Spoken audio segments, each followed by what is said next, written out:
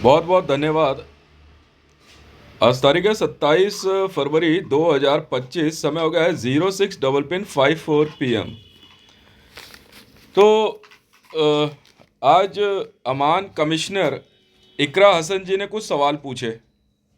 हालांकि ये इंटरव्यू जो है पिछले 2 दिनों से चल रहा है। तो इकरा हसन जी ने जो सवाल पूछे हैं, जो कि member of parliament Samajwadi party से हैं, आपने जो सवाल पूछा है मैं उसी की रिपोर्ट भेज रहा हूँ। और इसमें जो है कई लाइन अप कर दी गई थी, जिसमें पाकिस्तानी आईएसआई, एडीजीपीआई और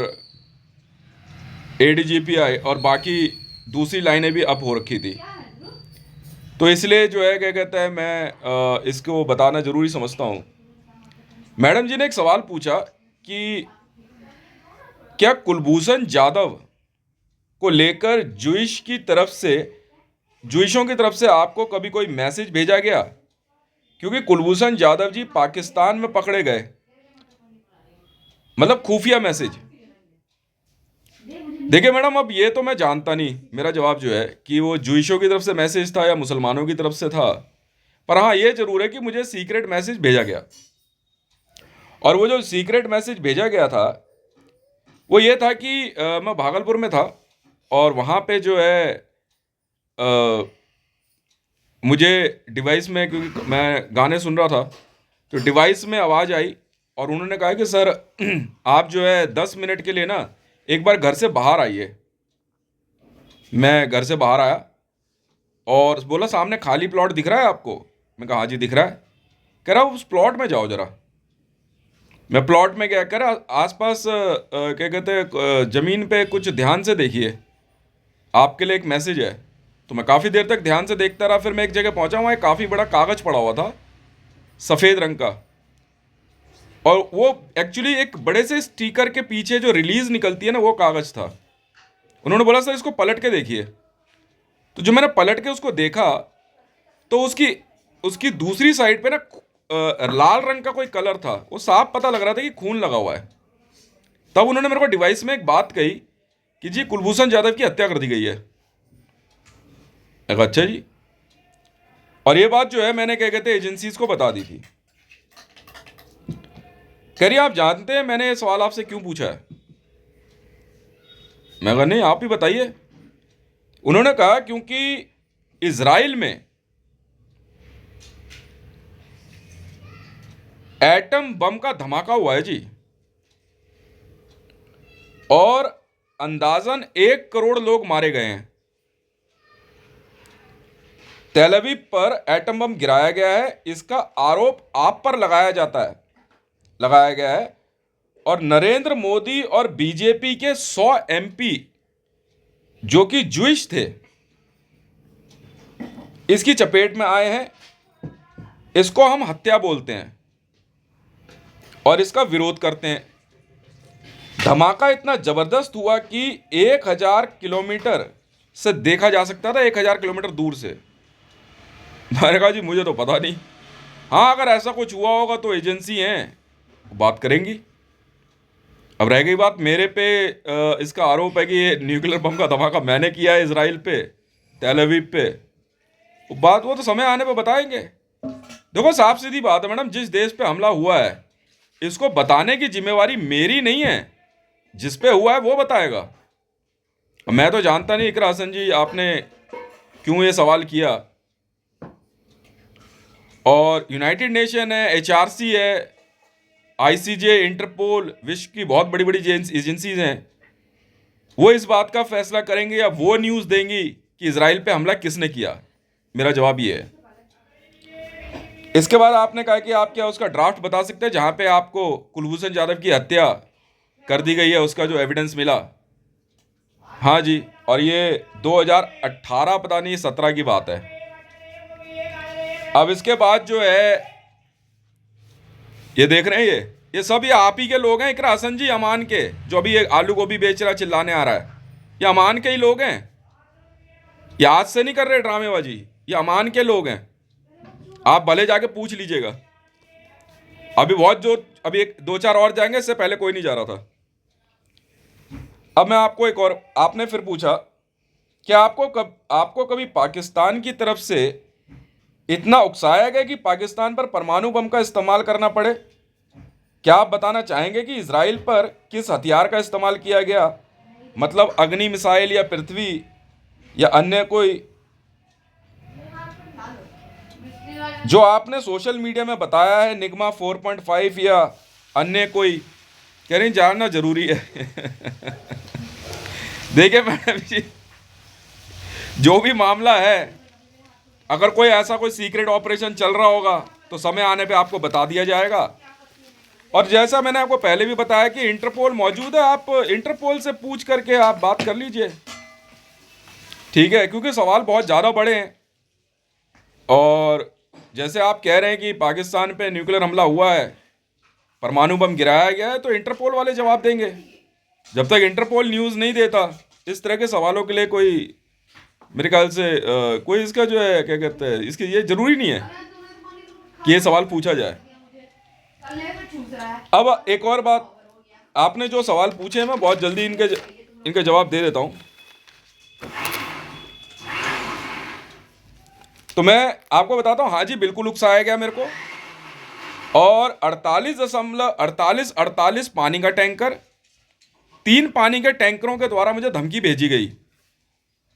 48 पानी के टैंकर की धमकी मुझे और किसी ने नहीं, जरताज गुल वजीर ने भेजी जैश ए मोहम्मद की तरफ से। और 38-76 पानी के टैंकर की धमकी मरियम नवाज शरीफ ने खालिस्तान लिबरेशन फ्रंट की तरफ से भेजी। और एक और धमकी आई, मैंने उसको नज़रअंदाज कर दिया। हालांकि मैंने कहा भाई सीधी बात करनी है, मैं कहा वहाँ जाके कर मेरे से क्या कर रहा है, क्योंकि बहुत पहले मैंने एसएचओ को मना कर दिया था। मैंने कहा आज के बाद अगर कभी भी कुछ ऐसा हुआ तो मैं तो भैया बताने वाला हूँ नहीं। मैदानगढ़ी थाना एसएचओ को मैंने साफ कह दिया था। और जो भी पानी का टैंकर है वो मैंने अपने कागज़ पे लिखा हुआ, भाड़ में जाओ। आप समझो, आपका काम समझे, मेरी जिंदगी प्रभु श्री राम समझे, मैं अपनी दुनिया में मस्त हूं, भाड़ में जाओ जी। क्योंकि 48 पानी के टैंकर का जब मामला आया तो मुझे पागल डिक्लेयर करने पे लग गए, और आज वही बात निकल के आ गई। आज इकरा हसन जी मेरे से पूछ रही हैं, क्योंकि वो जानती हैं कि ये मामला हुआ है, और आपने खुद मैदानगढ़ी थाने में बात भी करी है इस मामले में। और परसों तरसों रात को किसी और मामले में मैं काफ़ी गुस्सा भी हो रहा था, किसी और पे, आप पे नहीं हो रहा था। अब आपने फिर पूछा कि पाकिस्तान पर परमाणु बम का हमला हुआ है, इस्लामाबाद, आपने बताया है पाकिस्तान पर परमाणु बम का हमला हुआ है और इस्लामाबाद पर लगभग 10 परमाणु बम गिराए गए हैं। इस्लामाबाद पूरी तरह से खत्म कर दिया गया है। क्या आप बता सकते हैं कि क्या यह हमला भारत सरकार की तरफ से किया गया है? फिर वही बात है मैडम जी, अगर ऐसा कोई ऑपरेशन चल रहा होगा तो आपको जरूर बताया जाएगा। हाँ, ये जरूर है कि इस कुछ टेस्ट की इंफॉर्मेशन मैंने सोशल मीडिया पे दे दी थी। जिन टेस्ट के बारे में आप जानना चाह रही हैं वो मैंने टेस्ट की इंफॉर्मेशन दे दी थी, और वो टेस्ट क्या है मैं आपको उसके बारे में डिटेल दे सकता हूं। आप कह रहे हैं अगर युद्ध है तो इसको रोका जाए, क्योंकि कुछ ऑर्डर आपके सीधा इशारा विश्व युद्ध की तरफ करते हैं। क्या आपका कहना है कि अगर ये परमाणु युद्ध है तो इसको रोका जाए? क्योंकि आपने जो ट्वीट किए हैं या जो इन्फॉर्मेशन दी है उसे सीधा पता लगता है कि विश्व युद्ध की शुरुआत हो चुकी है। ठीक है मैडम जी, है या नहीं है तो मैं तो जानता नहीं, क्योंकि न्यूज़ में ऐसा कुछ आ नहीं रहा है। आप लोग तो बहुत बड़ी बड़ी न्यूज़ चलाते हैं, तो अब न्यूज़ चला लीजिए, रोका किसने है?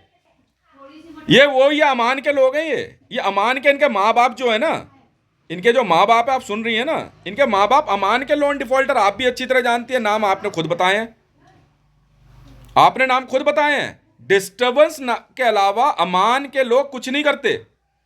आप अमान की कमिश्नर हैं, आप लिख लें कागज पे। इनके माँ बाप जो है अमान से कर्जा उठा उठा के मुसलमानों की गुलामी करके मर गए। मैं नहीं करता जी किसी की गुलामी, ठीक है जी। और रह गई बात किंग सलमान के मामले की, जो अभी आगे सवालों में आने वाले हैं, किंग सलमान जी मुसलमानों के किंग हो गए, मैं नहीं जानता जी। ऐसे के तो उल्टे हाथ का धर देते हम, उधर निकल जा भाई, कोई हो तू।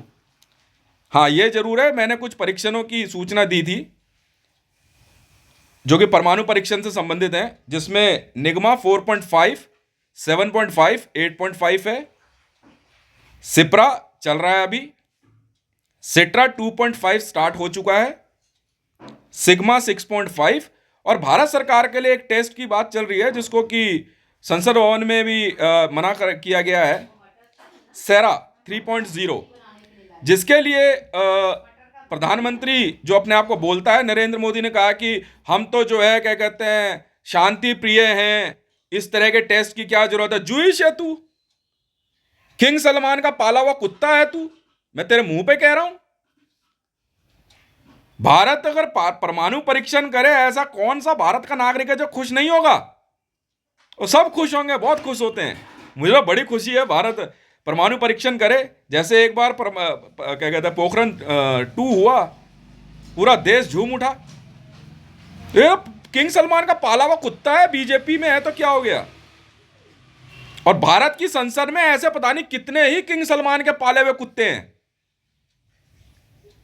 जो कि भारत के परमाणु परीक्षण से चिढ़ते हैं, झूठे गांधीवाद का इशारा करते हैं। महात्मा गांधी ने भारत को ताकतवर बनाने के लिए पाकिस्तान का विभाजन स्वीकार किया और 1952 में भारत, महात्मा गांधी जी के भारत ने ही 1952 में अपने आप को रिपब्लिक डिक्लेयर कर दिया, गणतंत्र। तो मेरे ख्याल से इसमें कोई दिक्कत नहीं है। तो ऐसे संसद भवन में आ जाते हैं, कोई बड़ी बात नहीं है। चुनावों से चुना करके ऐसे कुत्ते आ जाते हैं जो उछल के गाड़ी की सीट पर बैठ जाते हैं। इन कुत्तों की परवाह कौन करता है मैडम? जी हां, मैं वो आदमी हूं जिसने भारत सरकार के लिए पोखरण 3 लिखा है। और याद रखिए, कोई फायदा नहीं है संसद में बैठे हुए माननीय क्या सोचते हैं और उनके बगल में बैठे हुए किंग सलमान के कुत्ते क्या सोचते हैं, मुझे कोई मतलब नहीं है। मुझे कोई मतलब नहीं है। मैडम जी 9,000 करोड़ रुपए भारत सरकार ने मुझे दिए कि हितेश आप पोखरण 3 लिखिए। मैं कहा लिख देते हैं जी। आइंस्टाइन ने जो ब्लास्ट किया वो रेत के एटम में किया था और मैंने जिस एटम में ब्लास्ट कराने की सोची वो सेरामिक मकराना मार्बल है, मुसलमानों की जागीर नहीं है। भारत में मकराना मार्बल पाया जाता इसलिए ताजमहल बना। ताजमहल की वजह से मकराना मार्बल नहीं पाया जाता। उससे पहले भी मकराना मार्बल भारत में कई इमारतों में इस्तेमाल हुआ। इसलिए विदेशों से आए हुए हमलावर, मुगलों के साथ आए हुए मुसलमान भारत को अपनी जागीर ना समझें। औरंगजेब और शाहजहां के पीछे पीछे आए हुए उनके वंशज भारत को अपनी जागीर ना समझें। अगर आप अपने आप को भारत का नागरिक मानते हो तो पोखरण 3 से आप सब खुश हो गए। जी हां, success, first layer blast was successful. हमने कामयाबी हासिल की पोखरण 3 में, बिल्कुल करी। और 8.3 मेगाटन अचीव किया।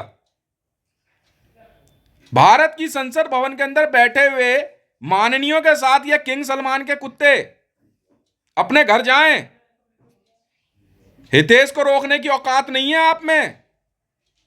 हितेश ने लिखा 9,000 करोड़ रुपए बहुत होता है जी, भारत सरकार ने दे दिया, जिंदगी चल जाएगी। 9,000 करोड़ रुपए लाओ सर, इतनी सी बात। एटम थ्योरी आप भी लिख देते हैं सर। प्रिंसटन से पढ़ा हुआ हूं, प्रिंसटन पीएचडी होल्डर हूं, न्यूक्लियर फिजिक्स। और मैडम जी गोल्ड मेडलिस्ट भी जो है ना पीछे रह जाते हैं। ठीक है जी, गोल्ड मेडलिस्ट भी प्रिंसटन के पीछे रह जाते हैं। मेरे सामने रैंक नंबर 1 है मेरा न्यूक्लियर फिजिक्स में। किंग सलमान जैसे को तो पूछते भी नहीं होगा तू कोई। अरे मुसलमानों में किंग है ना, तू जा यहां से। मैंने आज ही अपने कुत्ते का नाम किंग सलमान रख दिया। जा यहां से, पहले मेरे कुत्ते का नाम सुल्तान था। जा यहां से, होगा तू कोई? हम तो नहीं सुनते तेरी। क्यों सुने तेरी? आप सवाल कर रही हैं इकरा हसन जी, जवाब मैंने दे दिया। ये टेस्ट मेरे लिखे हुए हैं मैडम जी। पोखरण 3 भारत सरकार परमाणु परीक्षण करे, हितेश खुश ना हो? क्या बात कर दी मैडम। मेरा देश महान, मेरा भारत महान, शान से कहता हूं, सीना चौड़ा करके। मेरे को मतलब नहीं है, ऐसे पागलों से मैं दूर ही रहता हूं जिनको भारत के परमाणु परीक्षण से चिढ़ है। वो पागल हो सकते हैं, मैं नहीं। मैडम जी साफ सीधा कहना है हमारा तो, भारत की शक्ति को अगर चुनौती दोगे तो जवाब पोखरण 3 है, लिख दिया। सेरामिक में ब्लास्ट है और 8.3 8.3 मेगा टन अचीव किया है, क्योंकि यूटी में ब्लास्ट से ही एंटी प्राप्त होता है। अब एंटी का मतलब सेरामिक में ब्लास्ट हुआ या नहीं हुआ, इसकी रीडिंग आनी ही बाकी है। हालांकि हिंट तो मेरे को दे दिया है कि सेरामिक में ब्लास्ट हो गया है, मतलब हमने न्यूक्लियर बम अचीव कर लिया। यूरेनियम बम तो सबके पास है, टसार यूरेनियम बम ही तो है, न्यूक्लियर बम थोड़ी है। किसने कह दिया आपको? पढ़ के आओ। अमेरिका अब तक टेस्ट 0.1 करता रहा, मैंने तो टेस्ट 4.5 किया है। रोक के दिखा दो। और इस टेस्ट को करने के लिए मुझे पार्लियामेंट की जरूरत नहीं पड़ी, माननीयों की कारण था। सिर्फ 2 टन मटेरियल में तो ब्लास्ट करना था, वो तो कोई भी लैब कर सकती है। इंटरपोल को इन्फॉर्म किया बिना किसी रडार के, 2 टन जो है 2000 किलो मटेरियल था, ब्लास्ट कर दिया। इतना तो क्या कहते हैं आपके आर्मी वाले जो हैं एमओए भी गिरा देते हैं, टीएनटी। 1000 किलो का टीएनटी बम, दो एमओए का ही तो ब्लास्ट है। परमिशन ग्रांटेड, कर लिया, बिल्कुल कर लिया। हमें जरूरत नहीं है ऐसे माननीयों की जो संसद में बैठ करके किंग सलमान की जो है गुलामी करते हो। बिल्कुल करते हैं, बिल्कुल करते हैं। मैं नहीं हूं उनमें से। किंग सलमान के पाले हुए कुत्तों को मैं सीधा बोलता हूं, भारत छोड़ दो। पाकिस्तान का मामला, आपने एक और सवाल किया। पाकिस्तान का मामला कश्मीर है, डोनाल्ड ट्रंप की मध्यस्थता का मामला, और एक आम नागरिक की तरह इसका विरोध आपकी गिरफ्तारी का कारण हो सकता है। मैडम आपने राजनीति पढ़ी है नहीं पढ़ी है? डोनाल्ड ट्रंप तीसरे पक्ष को मोदी भारत में लेके आ जाए और मैं गिरफ्तार होऊंगा? क्या बात कर रही हो मैडम?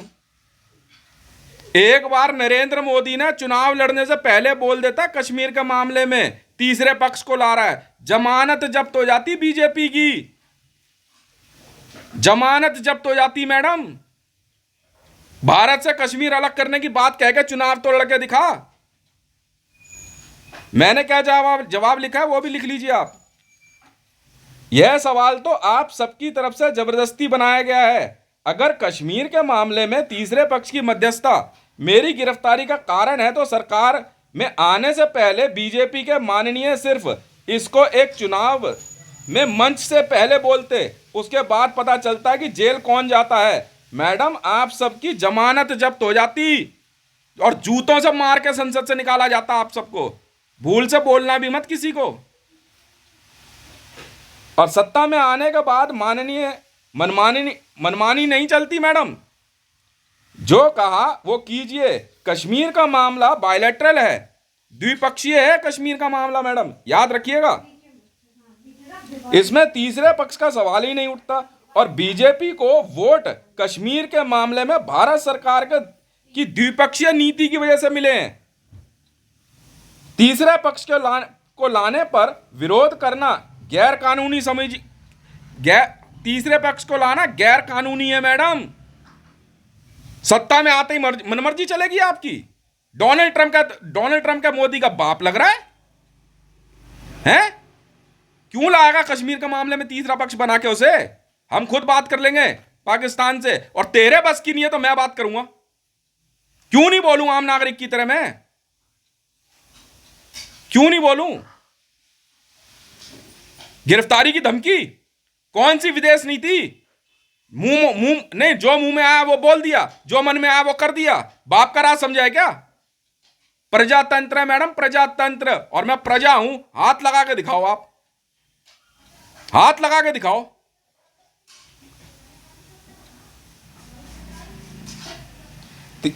सुनते रहिए। वोट जो कहकर मांगा वो कीजिए। COP24 पर मोदी के द्वारा साइन करना, पाकिस्तान जाना, मुसलमानों के पक्ष में बोलना, मैं विरोध करता हूं। I object madam. मैं बीजेपी हिंदू पार्टी से हूं। ज्यूइश, इस्लाम, सिख, जैन, क्रिश्चियन, सीधी बात कीजिए। मैं अपने विचारों के लिए अपने व्यक्तिगत अधिकारों का इस्तेमाल करता हूं। बस। वाह भाई वाह। वैसे तो कह रहा है प्रभु श्री राम की जय जयकार हो, और वहां जाते ही कह रहा है मुसलमानों को अलग से अधिकार मिलेंगे। तेरा बाप छोड़ गया था या तेरी मां छोड़ गई थी? ऐसे बात करता है हितेश। अरे मैडम जी, कौन मुसलमान? अब मुगल आए थे बहुत पहले, छोड़ के जाए तो पीट पाट के सब भगा दिए यार। 1947 का फैसला। कौन हो यार आप, और क्या हो आप? कौन है असुद्दीन अवैसी? 1947 में फैसला किस बात का हुआ है? मुसलमानों ने अपने लिए अलग जमीन मांग ली। इस बात का जवाब कौन देगा मैडम? ये बताओ ना। और मेरा सवाल, मेरा सवाल नहीं, मेरा सीधा जवाब है पूरे विश्व को। जो लिखा है लिख लीजिए हिंदी में। मैं आईसीजे को मानता हूं, international criminal court of justice को। उनके आदेशों का पालन करता हूं। किंग सलमान कौन है क्या है मुझे कोई मतलब नहीं है। डोनाल्ड ट्रंप कौन है क्या है मुझे कोई मतलब नहीं है। नरेंद्र मोदी कौन है क्या है मुझे कोई मतलब नहीं है। मैं सिर्फ और सिर्फ international criminal court of justice और भारत में सुप्रीम कोर्ट को मानता हूं। अदालत फैसला दे देगी कि हितेश गलत है तो उठाकर जेल भेज दो। आपकी क्या औकात मैडम जी? और भारत में किसी नेता की क्या औकात जो हितेश को हाथ लगा दे? सुप्रीम कोर्ट का आदेश लेके आओ, लेके आओ ना अदालत के ऑर्डर। गुंडागर्दी मैडम जी वो सब रहने दो, जाओ। मारपीट और ये मैंने उस दिन थाने में समझा, मैं वो रहने दे यार। वो तू सोच रहा हो ना कि मार पिटाई है और मैं वो तो 2 मिनट में शुरू हो जाते। जा पे जा। जिरका चैंपियन है हितेश। जानता नहीं जिरका का मतलब क्या होता है? जा यहां से, जिरका चैंपियन हूं जा। फ्रांस में जाकर पूछ हितेश कौन है। भारत में, अब मैं बताता हूं हुआ क्या है। भारत में अमान की चोरी पकड़ी गई, जो कि किंग सलमान की कंपनी है। भारत की जनता की हत्या पिप्पा बाल्टा ग्रुप का इस्तेमाल करके की जा रही है। कश्मीर में भी अमान ने भ्रष्टाचार फैलाया, अपराधियों को फाइनेंस करके भारत की जनता पर हमला, हक्कानी नेटवर्क और तालिबान का आतंकवाद भारत में। आप इस बात को बताएं, किस कारण से नरेंद्र मोदी ने अमान से लोन लिया? आप इसका जवाब दें मैडम। किस किस किस अधिकार से, भारत के किस कानून के अधिकार का इस्तेमाल करते हुए माननीयों ने, भारत के इन सांसदों ने अमान कंपनी से लोन लेकर के इलेक्शन लड़ा है? आप जवाब देंगी मैडम। क्यों लोन लड़ा, उस क्यों इलेक्शन लड़ा, लोन कहां से आया? किंग सलमान के फेंके हुए टुकड़ों पे पलने वाले हितेश को आंख दिखाएंगे? अरे जाओ, अरे जाओ मैडम जाओ। सऊदी अरेबिया के फेंके हुए टुकड़ों पे हितेश को रोकने चले हैं।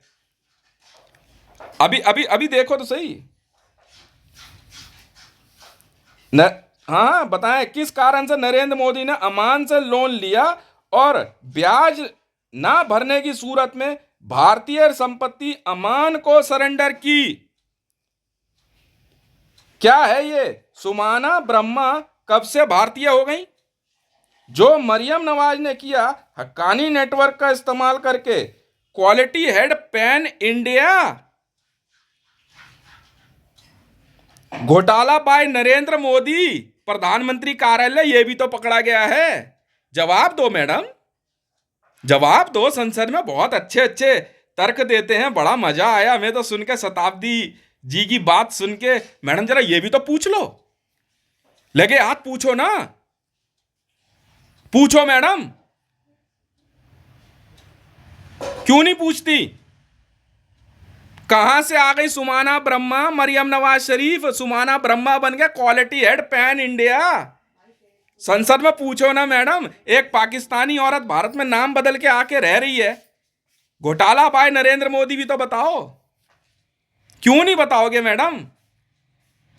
क्योंकि हितेश ने बोल दिया इसलिए नहीं? ओहो, हितेश ने बता दिया। हितेश तो विजिलेंस की शपथ लेके बैठता है, रिश्वत तो लेगा नहीं, वरना तो अब तक तो करोड़ों ट्रिलियन इधर उधर हो जाता, करोड़ों ट्रिलियन इधर उधर हो जाता अब तक तो। हितेश बोल नहीं सकता। अमान के टुकड़ों पे पलने वाले, किंग सलमान के टुकड़ों पे पलने वाले नेता हितेश को आंख दिखाएंगे? डेटा सार्वजनिक करो, किस किसने अमान से लोन लिया है। अमान सऊदी अरेबिया की कंपनी है, भारत सरकार नहीं है। क्लियरेंस लेके आओ मैडम आईबी की, संसद में घुसने से पहले। इंटेलिजेंस ब्यूरो ऑफ इंडिया, वाह भाई वाह। हक्कानी नेटवर्क, अमान वो कंपनी है जो सीधे आईएसआईएस को फाइनेंस करती है।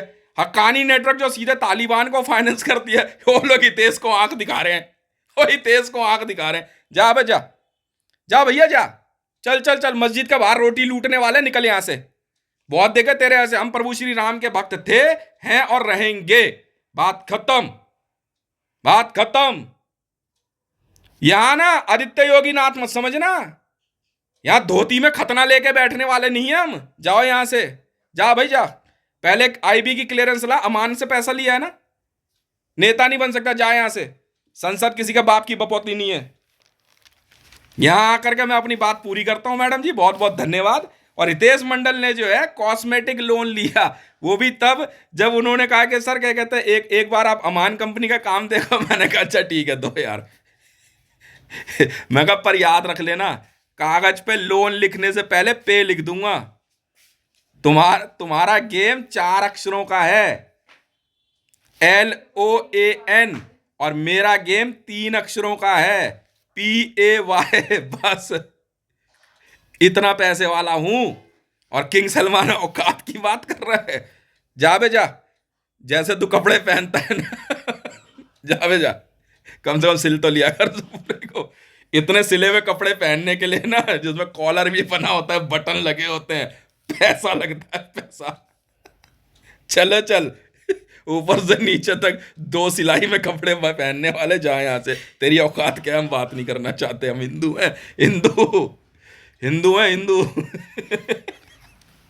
हिंदू हूं शुरू से, बाय बर्थ।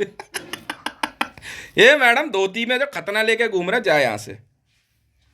बहुत ऐसी संसद पता नहीं कितनी आई और कितनी गई। और मोदी के साथ क्या हुआ, रोज यही सुनता रहता। कोई कहता सर काट दिया, कोई कह रहा कुछ कह रहा। होगा कुछ नहीं है, जूतों से मार खाएगा देखना, और कुछ नहीं, ज्यादा कुछ नहीं होने वाला इसके साथ। ये सब पिटेंगे। सर काट दे, न्यूक्लियर बम के धमाके नहीं मैडम, ये पिटे। गैंग्स ऑफ वासेपुर देखी है? उसमें देखा एक बंदा जो बाहर आता निकल के बात करके, एक मिनिस्टर तो चप्पल ही चप्पल पड़ रही होती, इसको हाल होने वाला इनका किसी दिन।